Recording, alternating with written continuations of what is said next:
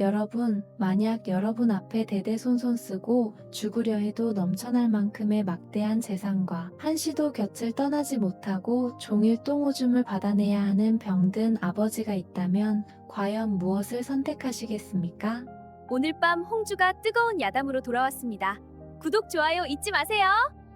지금으로부터 수백 년 전 경기도 여주 땅에는 고을 사또조차 고개를 숙인다는 전설적인 거부 최 노인이 살고 있었습니다. 그 재산이 얼마나 무지막지했던지 사람들은 말하길 최 노인네 땅을 밟지 않고는 여주를 벗어날 수 없고 그 집 곳간문을 열면 금빛에 눈이 멀어 장님이 된다고 했습니다. 외양간에 가득한 황소 100마리는 그저 잔돈에 불과할 정도였죠. 하지만 그 찬란한 황금성에도 죽음의 그림자가 드리워졌습니다. 최 노인이 원인 모를 중병으로 쓰러진 것입니다. 아버지가 피를 토하며 사경을 헤매던 그 밤 집안에는 곡소리 대신 날 선 탐욕의 비명이 담장을 넘었습니다. 평생 피땀 흘려 일군 황소 100마리와 옥토 천마지기 땅 문서를 두고 세 아들이 마주 앉은 것입니다. 첫째와 둘째는 이미 인간의 가죽을 쓴 짐승이었습니다. 아버지가 기저귀 하나조차 갈지 못하는 처참한 신세가 되자 그들은 병풍 뒤에서 신음하는 아버지를 앞에 두고 서로 더 많은 땅을 차지하겠다며 멱살을 잡고 칼부림 직전까지 갔습니다. 부모의 목숨보다 쌀 한 톨이 더 중요했던 괴물들. 그런데 그 순간 구석에서 말없이 아버지의 차가워진 발을 가슴에 품고 있던 막내 진수가 입을 열었습니다. 그의 한마디는 그 자리에 있던 모든 사람의 귀를 의심케 했습니다. 형님들, 그 귀한 땅 문서와 솥대는 다 가지십시오. 저는 종일 수발 들어야 하는 저 아버님 한 분만 제게 주십시오. 그거면 충분합니다. 비옥한 땅을 버리고 평생의 짐이 될 병든 아버지를 택한 막내. 사람들은 그를 보고 천하의 둘도 없는 등신이라며 비웃었습니다. 하지만 100일 뒤 온 나라를 뒤흔든 경천동지할 기적이 일어납니다. 재산의 눈먼 형들은 왜 비참한 최후를 맞이했을까요? 조선판 인과응보의 결정판, 지금 그 놀라운 이야기가 시작됩니다. 여주 일대에서 최 노인의 부는 하나의 신화였습니다. 대대손손 쓰고 죽으려 해도 넘쳐날 만큼의 재산을 가졌지만 말년에 얻은 병 앞에서는 그 산더미 같은 돈도 무용지물이었습니다. 아버지는 이제 누군가 옆에서 먹여주고 씻겨주지 않으면 한시도 버티지 못하는 종일수발의 처지가 되었습니다. 장남 두갑과 차남 만갑은 아버지가 쓰러지자마자 본색을 드러냈습니다. 두갑은 이미 도박 빚으로 사채업자들에게 쫓기고 있었고 만갑은 기생집을 사들이려 거액의 돈이 필요했습니다. 그들에게 아버지는 이제 빨리 죽어줘야 할 거추장스러운 장애물일 뿐이었습니다. 아버지가 저 모양이니 이제 가문을 세울 사람은 나뿐이다. 저기 저 비옥한 서쪽 들판 500마지기는 장손인 내 몫이다. 두갑이 땅 문서를 움켜쥐며 침을 튀겼습니다. 그러자 만갑이 상을 엎으며 소리쳤습니다. 형님, 혼자 다 처먹겠다는 겁니까? 외양간 소 100마리는 그럼 내가 다 가져가겠습니다. 아버지가 정신이 나갔으니 이 재산은 이제 임자 없는 고기나 다름없지. 두 형이 재산을 나누며 짐승처럼 으르렁거리는 동안 병풍 뒤에 아버지는 차디찬 방바닥에서 신음하고 있었습니다. 기저귀는 이미 젖어 악취가 진동했지만 형들은 코를 막으며 아버지를 짐짝 취급했습니다. 저 영감탱이 수발 들다간 내 인생도 썩겠다. 어차피 죽을 날만 기다리는 목숨 아닌가? 두갑의 말에 만갑도 고개를 끄덕였습니다. 맞습니다. 형님, 우리끼리 재산 나누고 저 영감은 대충 하인들 시켜서 뒷방에 던져둡시다. 이때 묵묵히 아버지의 오물을 닦아내던 막내 진수가 고개를 들었습니다. 그의 눈에는 슬픔보다 더 깊은 결연함이 서려 있었습니다. 형님들, 제발 그만하십시오. 아버님이 듣고 계십니다. 재산이 다 무슨 소용입니까? 아버님을 먼저 살려야지요. 두갑이 비웃으며 진수의 뺨을 후려쳤습니다. 이놈아, 너 같은 놈이 어디서 훈계질이냐? 너도 재산이 탐나서 그러는 게지? 좋다, 너는 이 집에서 나가거라. 단, 소 한 마리, 쌀 한 톨도 내 몫은 없다. 진수는 굴하지 않았습니다. 그는 땅바닥에 이마를 박으며 절을 했습니다. 형님들, 저는 재산에 욕심이 없습니다. 땅 문서도 황소 100마리도 다 형님들이 가지십시오. 저는 그저 아무도 돌보지 않아 골방에서 시들어가는 저 아버지만 제게 주십시오. 제가 평생 아버님의 손발이 되어 이 한 몸 바쳐 수발들겠습니다. 형들은 속으로 쾌재를 불렀습니다. 이게 웬 떡이냐, 저 귀찮은 수발을 막내가 알아서 치워주다니. 그들은 진수에게 다 떨어진 지게 하나와 낡은 요 한 채를 던져주며 비웃었습니다. 그래, 내 효심이 대단하구나. 가서 평생 그 썩어가는 몸뚱이나 닦으며 살아라. 그날 밤 진수는 눈보라가 몰아치는 산길을 걸었습니다. 등에 엎인 아버지의 가녀린 어깨가 파르르 떨리고 있었습니다. 진수는 자신의 저고리를 벗어 아버지의 다리를 감쌌습니다. 아버님, 걱정 마십시오. 제가 있습니다. 제가 끝까지 모시겠습니다. 아버지는 말을 하지 못했지만 아들의 목덜미에 뜨거운 눈물을 떨구었습니다. 그것은 대대손손 넘쳐날 재산보다 더 무거운 사랑의 무게였습니다. 하지만 진수는 몰랐습니다. 그가 등진 그 화려한 기와집에서 형들이 아버지의 숨통을 끊기 위해 이미 살수를 준비하고 있었다는 사실을 말입니다. 진수가 아버지를 모시고 간 곳은 마을 사람들이 이름만 들어도 몸서리치는 악곡골이었습니다. 귀신이 나온다는 흉흉한 소문이 돌고 비바람만 불면 무너질 듯한 폐가가 진수와 아버지가 머물 유일한 안식처였습니다. 지붕 사이로 서리빨이 들이치고 방 안에는 쥐들이 들끓었습니다. 하지만 진수는 절망하지 않았습니다. 그는 낮에는 산에 올라 거친 땔감을 해다 장터에 팔아 좁쌀 몇 톱을 구했습니다. 돌아오면 잠시도 쉴 틈이 없었습니다. 하루 종일 누워 지내는 아버지의 몸에는 욕창이 생기기 일쑤였습니다. 진수는 차가운 냇물을 길어와 매일같이 아버지의 몸을 닦아냈습니다. 자신의 손은 동상에 걸려 진물이 났지만 아버지의 피부만큼은 정성스레 보살폈습니다. 음식을 씹지 못하는 아버지를 위해 진수는 직접 밥을 씹어 아버지의 입에 넣어주었습니다. 자신이 굶는 날은 있어도 아버지의 식사는 단 한 번도 거르지 않았습니다.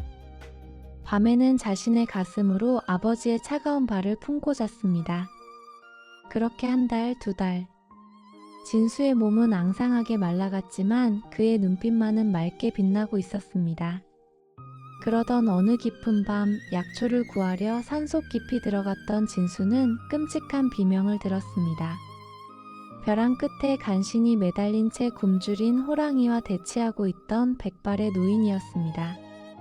진수는 주저하지 않았습니다. 그는 호랑이를 향해 횃불을 휘두르며 목숨을 걸고 달려들었습니다. 구사일생으로 노인을 구해 등에 업은 진수는 자신의 누비옷을 찢어 노인의 상처를 동여매고 폐가로 모셔왔습니다. 진수는 자신을 위해 아껴두었던 마지막 미음 한 그릇을 노인에게 대접했습니다. 정신을 차린 노인은 진수의 처참한 살림과 그 와중에 정성껏 모셔진 병든 아버지를 보고 할 말을 잃었습니다. 이복의 청년, 자네 형들은 여주 땅을 호령하며 소 100마리를 잡아 잔치를 벌인다는데 자네는 어찌하여 이 귀신 나오는 골짜기에서 똥 오줌을 받아내나? 재산 싸움이라도 해서 몇 푼 챙기지 그랬나? 진수가 맑게 웃으며 대답했습니다. 어르신, 재물은 구름과 같아서 바람 불면 흩어지지만 저를 낳아주신 아버지는 천하에 단 한 분뿐입니다. 제가 조금 더 움직이고 조금 더 앉으면 아버님이 편안하시니 그것으로 저는 배가 부릅니다. 노인의 눈에 경외감이 서렸습니다. 사실 이 노인은 당대 최고의 의학권위자이자 전국 팔도의 약재를 관장하던 전임 상약국 어이였습니다. 노인은 진수의 거친 손을 잡으며 품 안에서 낡은 비단 주머니와 서책 한 권을 꺼냈습니다. 이것은 기력이 쇠해 죽어가는 사람도 다시 걷게 만든다는 비방이다. 이것을 100일 동안 새벽 첫 이슬에 달여 아버지께 드려라. 하지만 명심하게. 자네의 따뜻한 온기가 끊기는 순간 약은 독이 되어 아버지를 해칠 것이네. 진수는 그날부터 뼈를 깎는 수발에 들어갔습니다. 자신의 허벅지를 송곳으로 찔러가며 졸음을 쫓았고 약탕기 앞을 한순간도 떠나지 않았습니다. 하지만 운명은 가혹했습니다. 진수의 정성이 빛을 발하려던 80일째 되던 날, 악곡골에 굶주린 이리 때보다 더 잔혹한 손님들이 찾아온 것입니다. 진수의 100일 수발이 중반을 넘어설 무렵 여주 땅에는 유례없는 혹독한 추위와 기근이 들이닥쳤습니다. 산에는 먹을 것이 떨어졌고 굶주린 이리 떼들이 마을까지 내려와 가축을 물어갔습니다. 악곡골의 폐가는 그 표적이 되기 십상이었습니다. 어느 칠흑 같은 밤 진수가 약탕기를 지키고 있을 때 마당에서 수십 개의 번뜩이는 눈동자가 나타났습니다. 진수는 두려움에 떨면서도 약탕기를 품에 안았습니다. 아버님, 절대로 제 곁에서 떨어지지 마십시오. 이리 떼가 으르렁거리며 낡은 문을 들이받기 시작했습니다. 진수는 땔감으로 쓰려던 몽둥이를 들고 맞섰지만 수십 마리의 공격을 막아내기엔 역부족이었습니다. 바로 그때 아버지가 신음하며 자신의 품 안에서 낡은 비단 주머니 하나를 꺼내 진수에게 건넸습니다. 그것은 돌아가신 어머니의 유품이자 최 노인이 평생 아끼던 화약 가루였습니다. 진수는 불타는 장작을 화약 가루에 던졌습니다. 콱광 하는 굉음과 함께 거대한 불길이 치솟았고 놀란 이리 떼는 혼비백산하여 도망쳤습니다. 하지만 그 폭발로 인해 진수의 팔에는 큰 화상이 남았고 초가집의 일부가 무너져 내렸습니다. 설상가상으로 마을에서는 형들이 보낸 심부름꾼들이 찾아와 진수를 괴롭혔습니다. 이봐 막내, 형님들이 전화란다. 소 100마리를 판돈으로 잔치를 벌이는데 고기가 남는다고 말이야. 아버지는 아직 안 죽었냐? 그들은 진수가 정성껏 다리던 약 4발의 침을 뱉고 땔감을 냇물에 던져버리는 만행을 저질렀습니다. 진수는 굴욕을 견디며 깨진 약 4발을 다시 모았습니다. 먹을 것이 떨어져 눈을 녹여 배를 채우면서도 그는 아버지에게 드릴 미음만큼은 마을 타가소에서 허드레질을 해주고 얻어온 쌀알 몇 개로 정성껏 끓였습니다. 자신의 살이 썩어가는 화상의 고통보다 아버지의 기력이 조금씩 돌아오는 모습이 진수에게는 더 큰 힘이 되었습니다.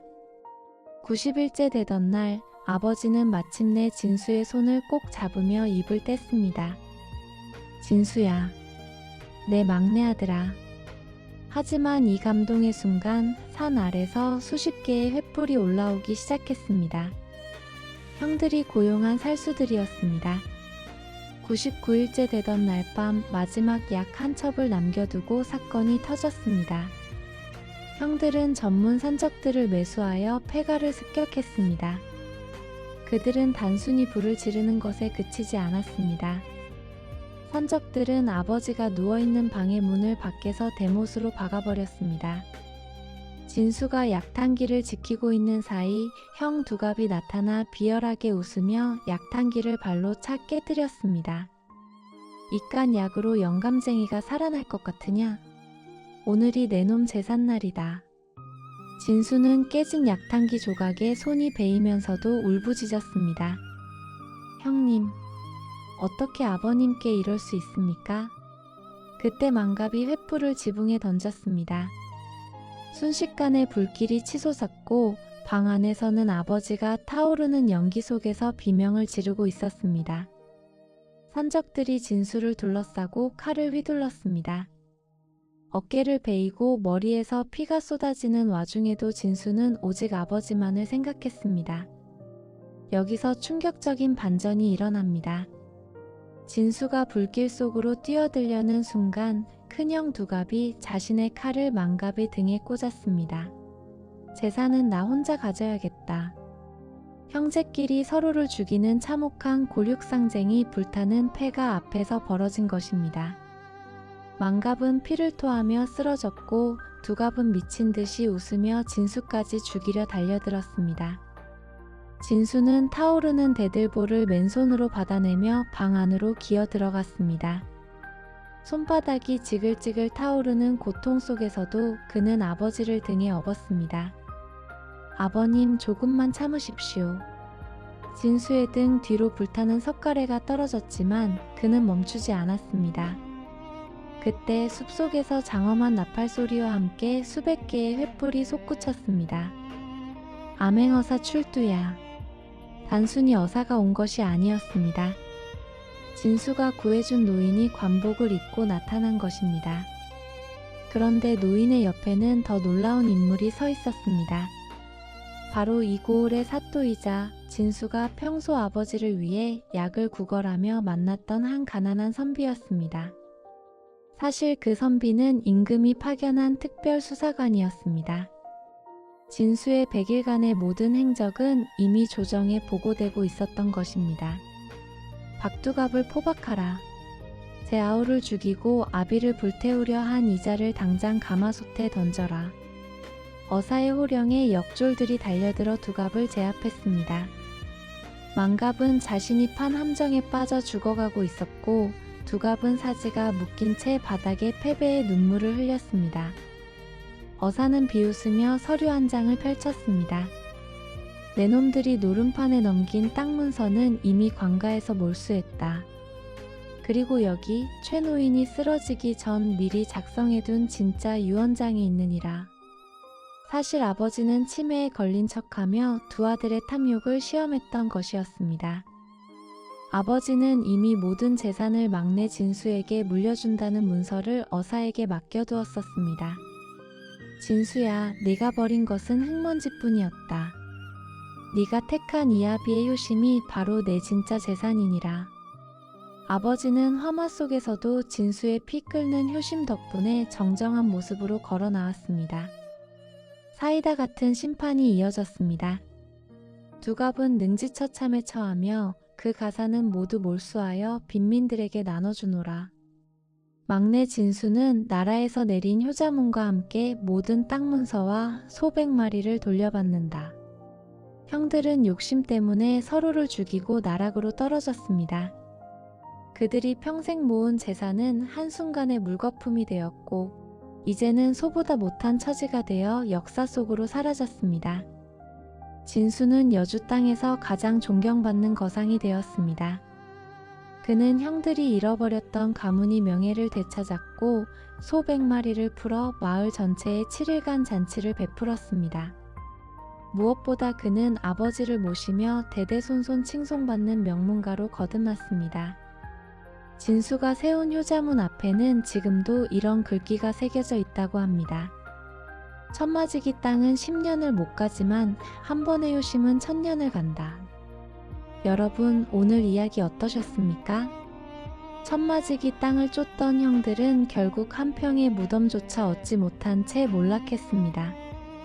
하지만 병든 아버지를 택한 막내는 세상 모든 재산보다 귀한 사람의 도리와 함께 조선 최고의 부자가 되었습니다.